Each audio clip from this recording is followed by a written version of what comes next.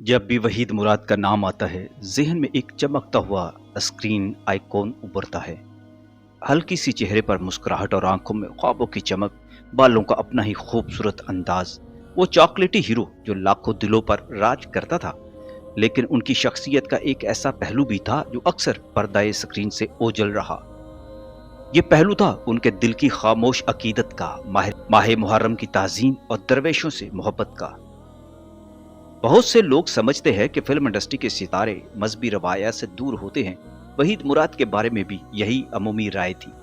लेकिन उनकी निजी जिंदगी में कुछ लम्हात ऐसे भी थे जो इस तस्वर को तोड़कर रख देते हैं। वहीद मुराद की जिंदगी का एक ऐसा ही अंदाज आपको मैं बताने लगा हूं जिसका कभी किसी ने चर्चा नहीं सुना होगा।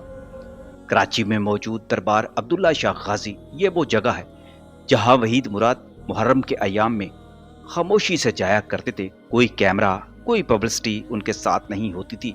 फिल्म इंडस्ट्री की एक और नामवर अदाकारा शमी मारा अलबत्ता कई बार उनके साथ उस दरबार पर गई थी माह मुहर्रम में न्याज बांटने। और ये तो पाकिस्तान की फिल्म इंडस्ट्री की एक रवायत है कि जितनी भी एक्ट्रेस रही हैं उनमें से ज्यादातर माह मुहर्रम का बहुत ज्यादा एहतराम करती, अपने घरों में मजालिस करती और न्याज बांटती रही।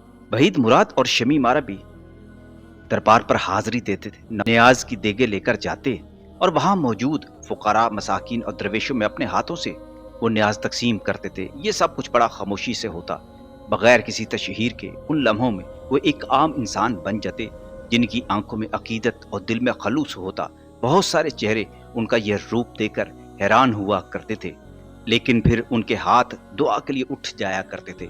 वहीद मुराद के करीबी साथी और उस वक्त के ड्राइवर अदाकार बदर मुनीर, जो बाद में पश्तून फिल्मों के सुपरस्टार हीरो बने, अक्सर ये बात बताया करते थे कि मुहर्रम के दिनों में वहीद मुराद का मामूल बदल जाता। वो वक्त निकालते, चुपचाप देगें तैयार करवाने का मुझे कहते और अक्सर औकात खुद उन्हें दरबार तक ले जाते थे। बदर मुनीर कहा करते थे, वही साहब ना सिर्फ न्याज देते बल्कि फुकरा के साथ बैठकर दुआ भी मांगा करते। उनके अंदाज में कोई दिखावा नहीं होता था, बस खामोशी, आजिज़ी और अदब। ये वो लम्हे थे जो मीडिया में कभी नहीं आए। ना खुद वहीद मुराद ने उनका जिक्र करना मुनासिब समझा, क्योंकि उनके लिए ये कोई दिखावे की चीज न थी बल्कि दिल से निकलने वाली एक अकीदत थी। माह मुहर्रम उनके लिए गम का महीना था, खामोशी से और रूहानियत से भरा।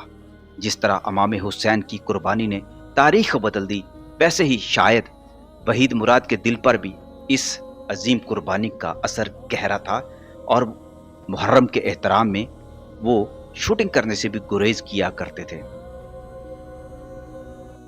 कहा करते थे, इश्क हुसैन में अदब बहुत बड़ी चीज है और हमें खराफात से बचने के लिए अपने ऊपर जितना भी इख्तियार हो उसको कम करना चाहिए, काबू करना चाहिए।